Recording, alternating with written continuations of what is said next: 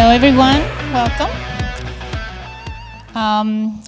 First of all, I'd like to thank the whole team here at RCN for inviting me, for allowing me to present.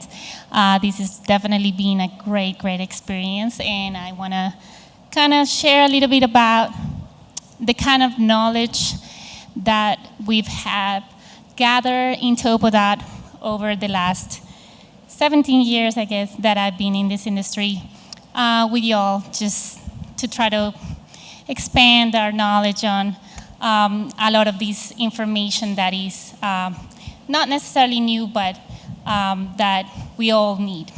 So let me just run through the agenda a little bit.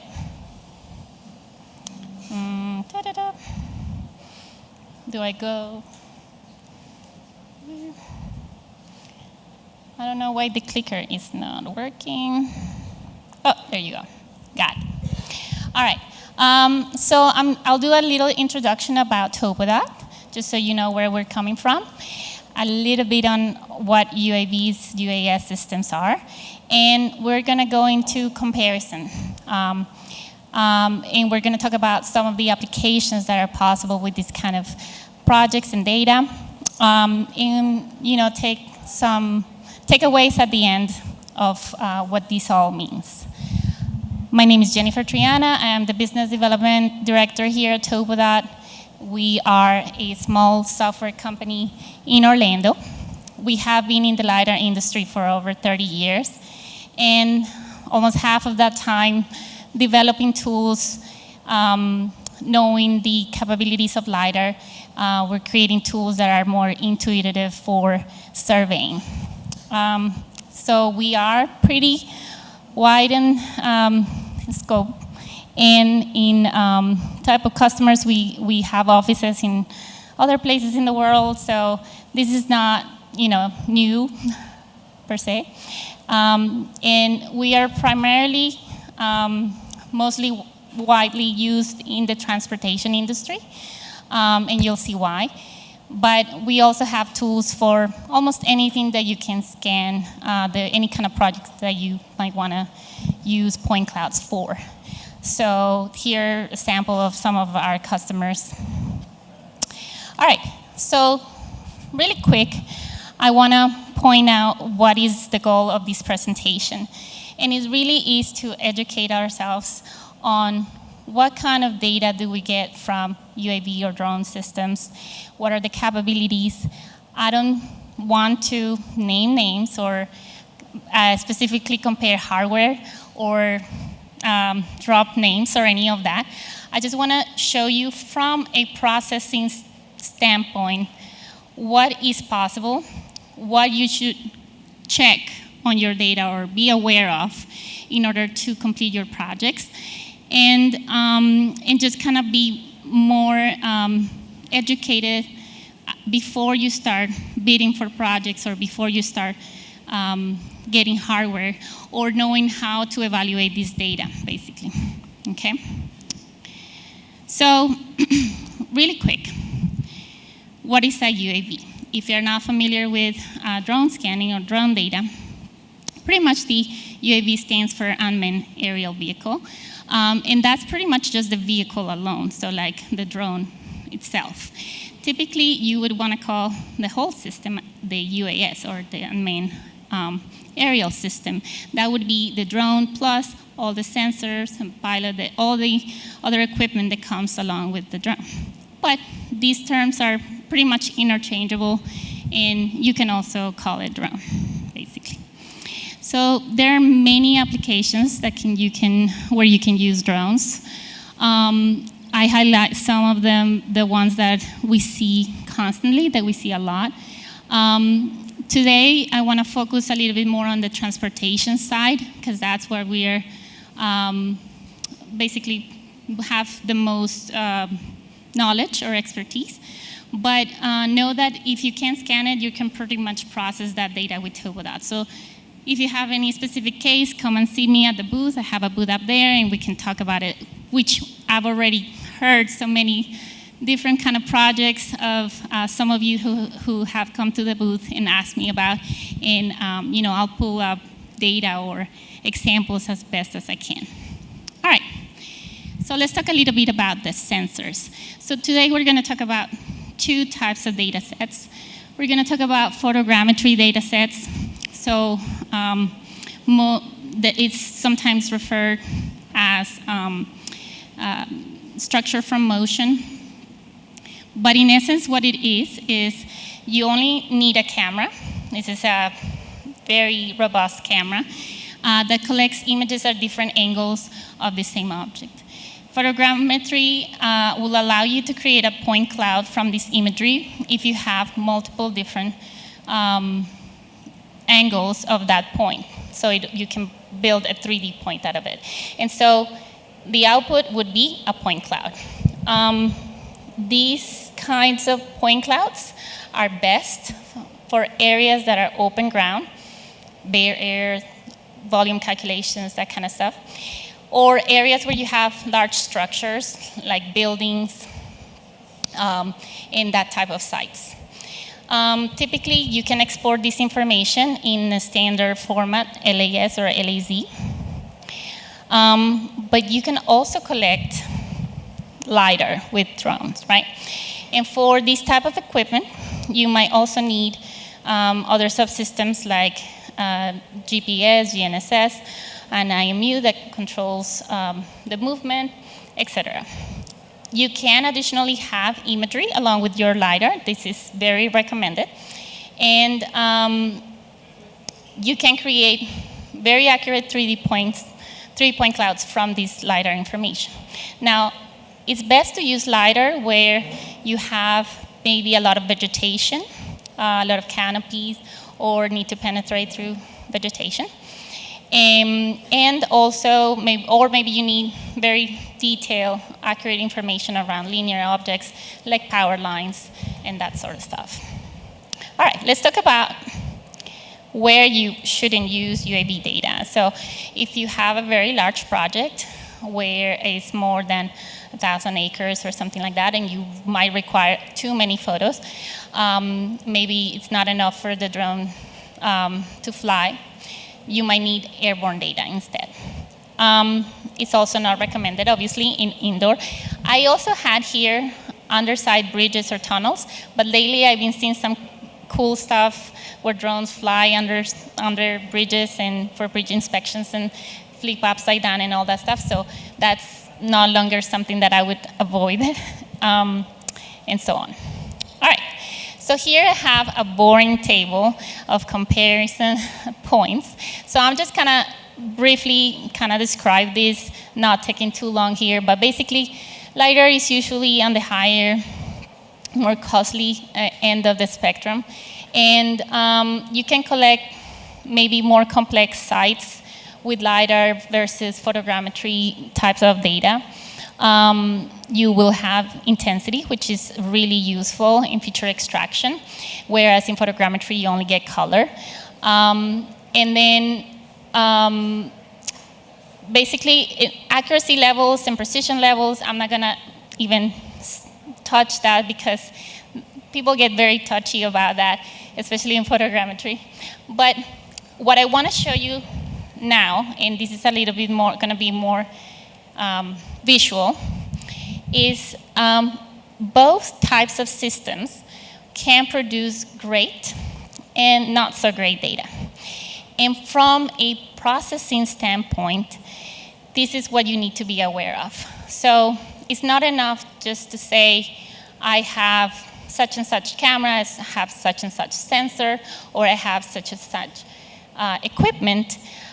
I want you to look down at the data and create a cross-section. And if you can't see the feature that you're trying to extract, you're probably going to be able to extract it. Okay? It's just as simple as that. Basically, that's the summary of the whole presentation, by the way. All right. So I have some pictures here of comparison, and so we'll talk about that. So from a top-down point of view, we have LIDAR, which in the majority of the cases we use intensity to visualize the different kind of returns on the data. So you can clearly see the road markings, you can see the edge of pavement, you can see the sidewalks just from the intensity, which is the reflectivity of the surface. Whereas in imagery, we use color, which some of us are most familiar with visualizing point clouds in color. Even LIDAR data that has been colorized, sometimes people prefer to see it in color because it's more familiar. But intensity is part of the laser source, so it is doesn't have to be calibrated to the system like a camera would. So you can rely on intensity a lot, and we have tools to extract directly from intensity values. And that's what we would do on imagery data. We would normalize the color to a quasi-intensity type of visualization to be able to extract certain features from color.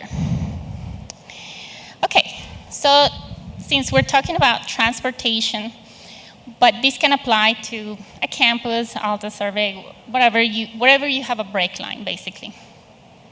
How do you know you have good enough data for that type of requirement, right? So here we have an example of a great point cloud sample of LIDAR and photogrammetry. Basically, on the LIDAR, and again, I'm not naming names or anything, I'm just saying, if you create a cross-section and you can see the top of the curve, the bottom of the curve, and even back of curve edge of pavement edge, you can extract it, okay? Same on the imagery. This is possible. It is possible to visualize the kind of breaks that you want to extract. As you can see from that example, I can clearly see the edges, okay? Even if I have vegetation around it, even if it's a little bit noisier, as long as I can see that break, it is extractable.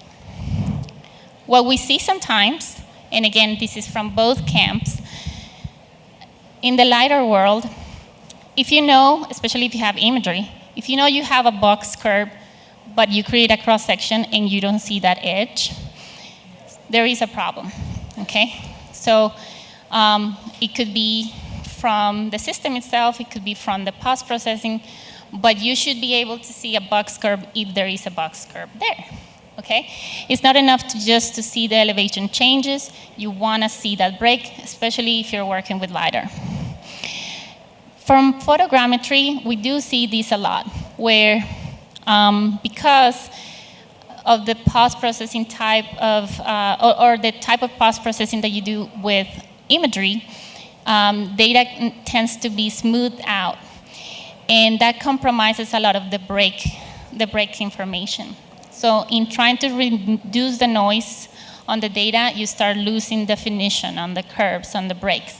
And so you can still see the change in elevation for the curve, but you don't actually see the break. And I guess this is okay in a lot of cases, because this is the nature of the data or the post-processing routine. But if you do need that break and you want to make it up, guesstimate the curve, you still can. It's just going to be a little bit more manual process than a fully automatic feature extraction process. And I'll show you an example in a minute of how that works. And then we have the ugly, right? So we have the anomalies. And this can happen again in both camps. So if you know you have a curve there, but you just have random points, not even have a shape, that can happen. And it can happen in LIDAR as well as in imagery. So always evaluate your data, create cross-sections, visualize the type of features that you're trying to extract, and also identify if, if they're visible, they'll probably be extractable.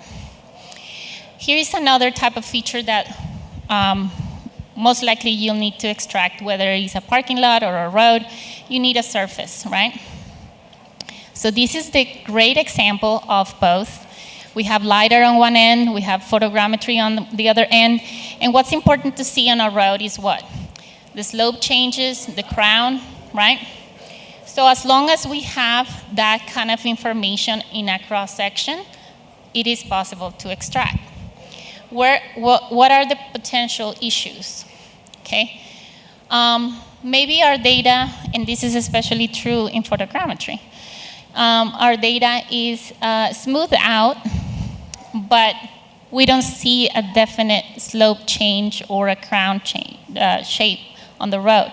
Maybe it is also affected by overhanging features like overhanging trees, signs, etc. And you can see on the bottom left corner image how you have these peaks that are pulling out of the road just because of that, right? So it doesn't mean that this is bad data, it just means that you just gotta be aware of what are the potential issues on this data. Typically, in TopoDOT, I recommend leaving a little bit more noise on the data. Don't smooth it out so much. As the more you smooth out the data, the harder it is for the tool to know that it's noise. And sometimes when you have random noise like this, TopoDOT can do a very sophisticated statistical analysis over the road surface to determine where is the heaviest, or weighted the points, identify the median of the points, and ignore noise. But that can only happen when you have randomness or random noise versus a smooth surface. So if anything, just leave the noise in. And you'll see an example of how this data was processed. So, clicker, come on. Okay, I don't know what I'm pressing. Something is running out of battery. Come on. If you guys up there can control it, just hit next. Because the clicker is not working. Anybody? All right. Guys, just click next on the presentation. No? Okay, got it. Thank you. All right.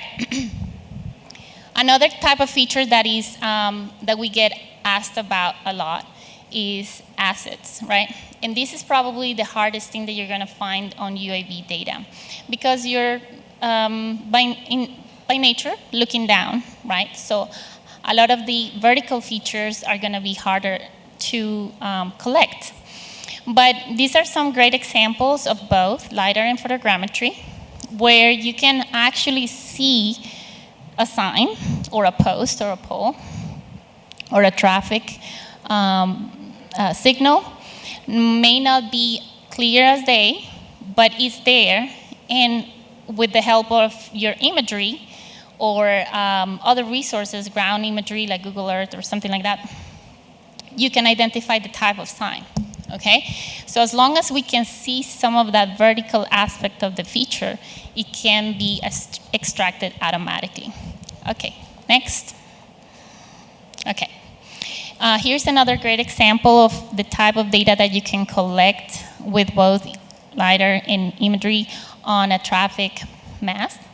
So what's most important here is the actual pole, the vertical aspect, okay?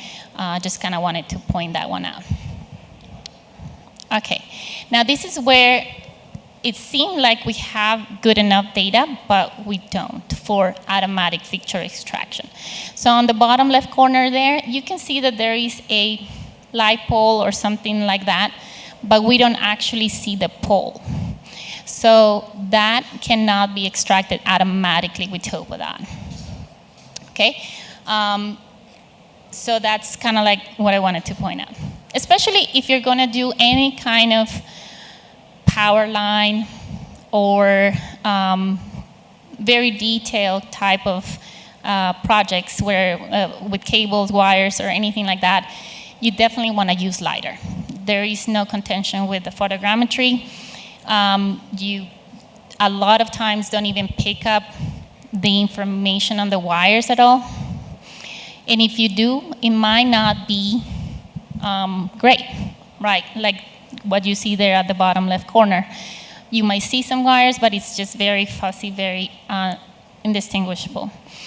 In some LIDAR, also, if you're doing wires, if you don't have multiple return type of system or post-processing, yes, you might see the top wire and the top two wires, but not the bottom, lowest wire, okay?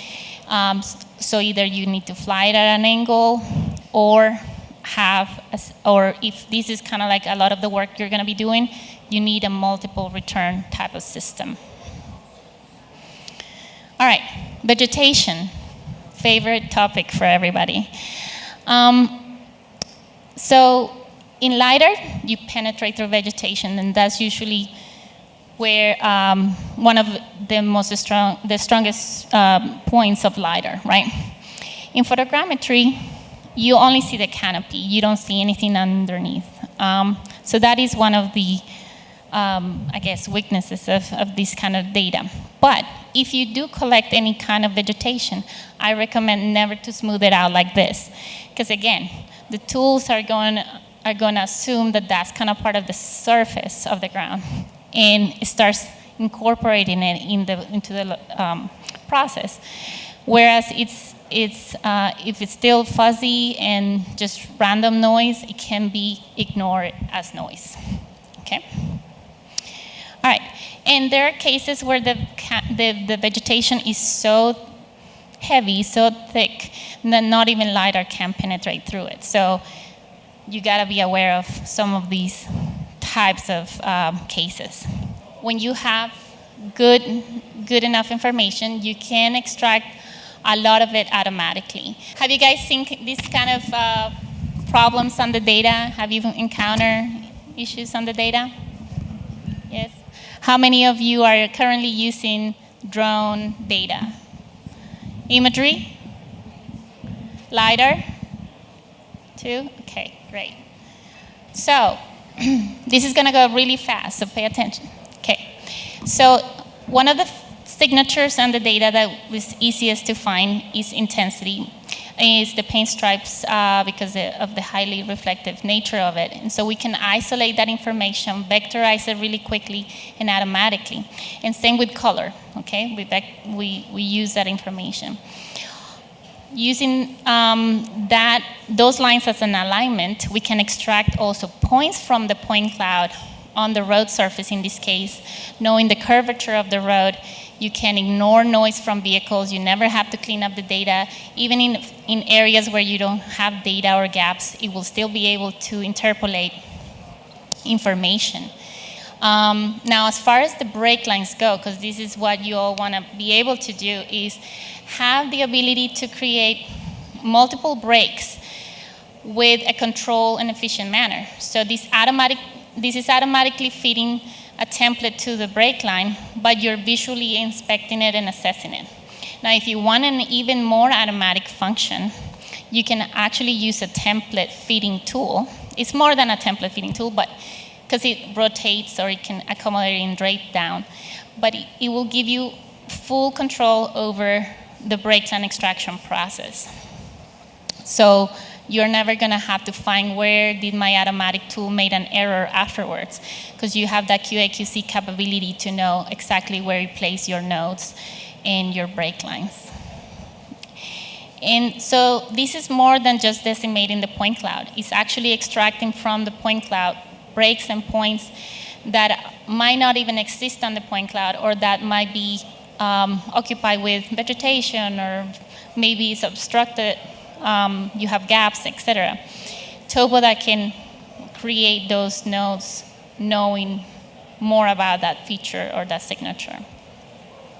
So we have tools also for quick surface modeling. So this is an example of where you can create points over an area with vegetation, with traffic, with noise, and you don't really need to eliminate any of that point cloud. So if you've been classifying your data and spending a lot of time to just get your data clean, you don't have to do that anymore. Can I have an amen? Just kidding. Okay. So there you have it. Now, if you need to have more definition around break lines, and what I love about this example is that from a top-down, from top view, you know this building is this shape, I drape it down, but only through a cross-section or a facade view, I can see the changes in the facade. So if I want to add a step if I want to add an elevation change, I can only achieve these through a cross-section. And I hope that all of you surveyors know that a 2D view is the best way to know where that elevation is, right? So at the end, all of this geometry that you're creating, extracting from the point cloud, simple lines and points, you can bring it to Civil 3D, create your TIN file. You can keep it in MicroStage and create your or Open Road Designer, create your TIN file out of this geometry and not necessarily out of the point cloud. And what that's going to give you is a very clean surface model that has the most accurate information around your break lines that you can possibly have. And I want you to look at this DTM when it's rendered and find all your curves, arcs, ramps, driveways that you can see.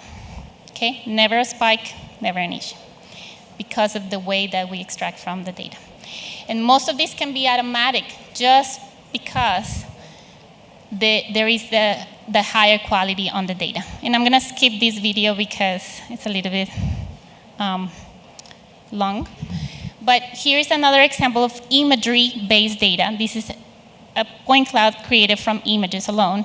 And you can get that same kind of quality, even if it's noisy, okay? Because of the way that you can extract from that point cloud. So more and more where I see this type of data being utilized is in data fusion projects where you combine this information with mobile data sets, especially in transportation. There is,